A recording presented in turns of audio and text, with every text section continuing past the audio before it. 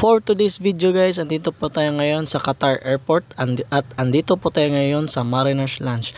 Tignan po natin kung anong meron sa Mariners Lounge. Meron po silang information dyan at open po itong lahat sa Marino kahit ibang lahi.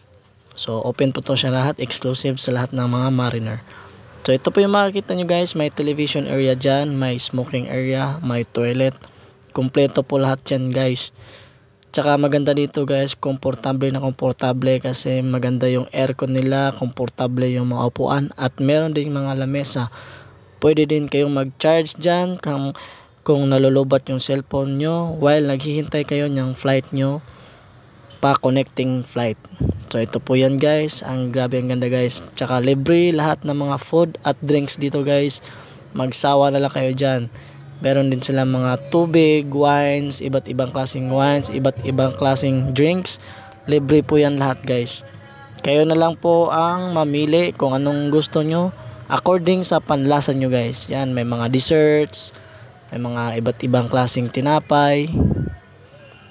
Pili lang po kayo dyan, may mga supas, may mga lugaw-lugaw. So once again, maraming salamat sa Qatar Airport at na-provide nyo po lahat ito sa aming mga Marino. Malaking bagay po ito sa amin while naghihintay ng aming flight para po kami ay makapag-relax at hindi magutom. Sa mga hindi pa nakafollow sa ating Facebook page at YouTube channel, don't forget to like, comment, share, follow, and subscribe. That's all for today's video guys. Thank you for watching. Ciao!